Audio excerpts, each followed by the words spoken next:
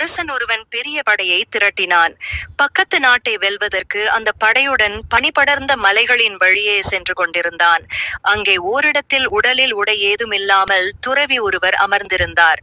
ஆளை கொள்ளும் இந்த குளிரில் ஆடை இல்லாமல் இருக்கிறாரே என்று இரக்கப்பட்டான் அரசன். விலை உயர்ந்த தன் போர்வையை கழற்றி அவரிடம் தந்தான். ஆனால் அவரோ அதை ஏற்றுக்கொள்ள மறுத்தார். இந்த குளிரை தாங்க இறைவன் எனக்கு போதுமான உடைகளை தந்திருக்கிறான். என்னால் ஆடை இல்லாமல் இந்த குளிரை தாங்க முடியும். யாராவது ஏழைக்கு இந்த போர்வையை தாருங்கள் என்றார் அவர்.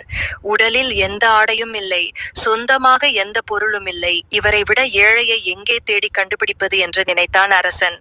ஐயா, உங்களை விட ஏழையை நான் எங்கே கண்டுபிடிக்க முடியும் என்று கேட்டான்.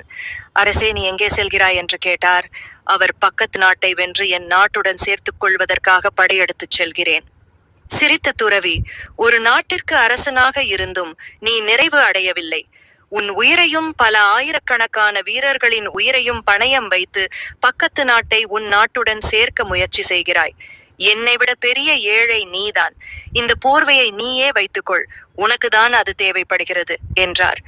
தலைகவிழ்ந்த அரசன் அவரை வணங்கினான். ஐயா, என் கண்களை திறந்து விட்டீர். உள்ளம் நிறைவடையாத நிலையில் உள்ளவர்களே ஏழை என்ற உண்மையை உணர்ந்து கொண்டேன். இனி எந்த நாட்டின் மீதும் படையெடுக்க மாட்டேன் என்று சொல்லிவிட்டு தன் படைகளுடன் நாடு திரும்பினான்.